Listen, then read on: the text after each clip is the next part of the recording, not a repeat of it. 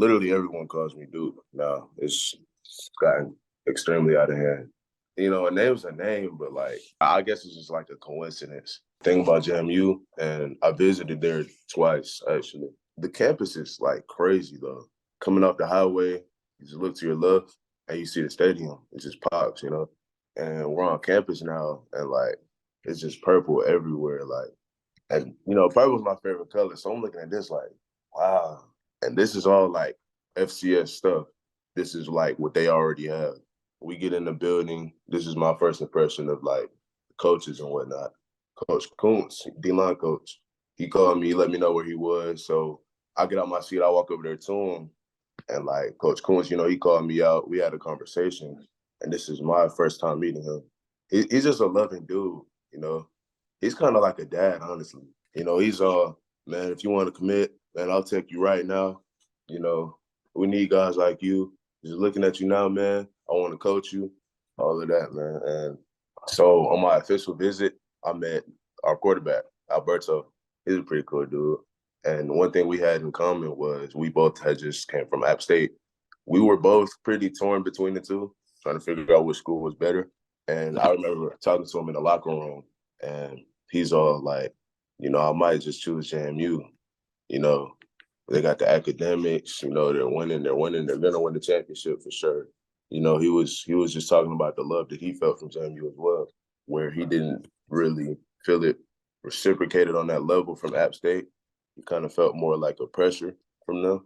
So, he communicated to me beforehand that he was committed for sure. It was honestly crazy to see everybody committing during the summer. I didn't plan to do that at all at first. I know like the transition that y'all made, you know what I'm saying, from FCS to Sun Belt Conference, and y'all still came and dominated. It was like this is a real team. I know they really know how to recruit.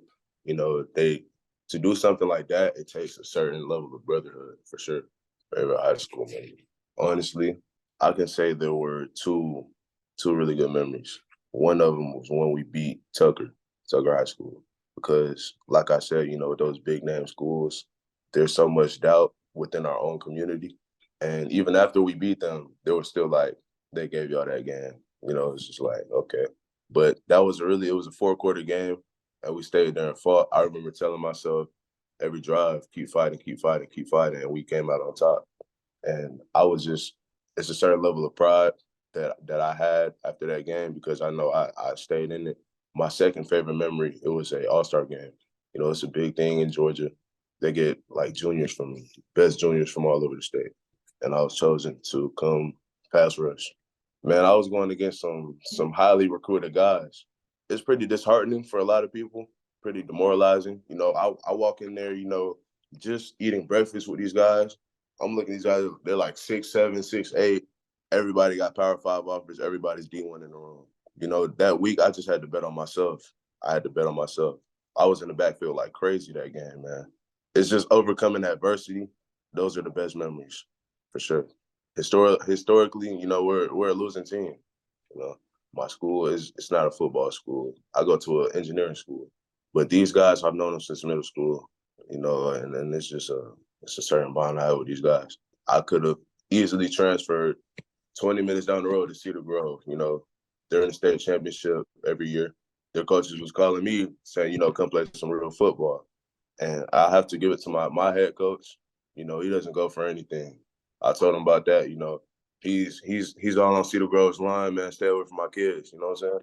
But if it wasn't for that, man, I probably would have transferred. I have so much respect for my head coach. I'm definitely gonna keep my head down. I'm definitely gonna work. I'm gonna work for what I earn. Like I said, overcoming adversity, it's a beautiful thing to me. I'm 8 hours away at JMU, 8 hours away from home. It's definitely going to be new to me, but I'm going to stick to what I know. I'm going to work hard. I'm going to definitely repay these coaches for the opportunity that they gave me.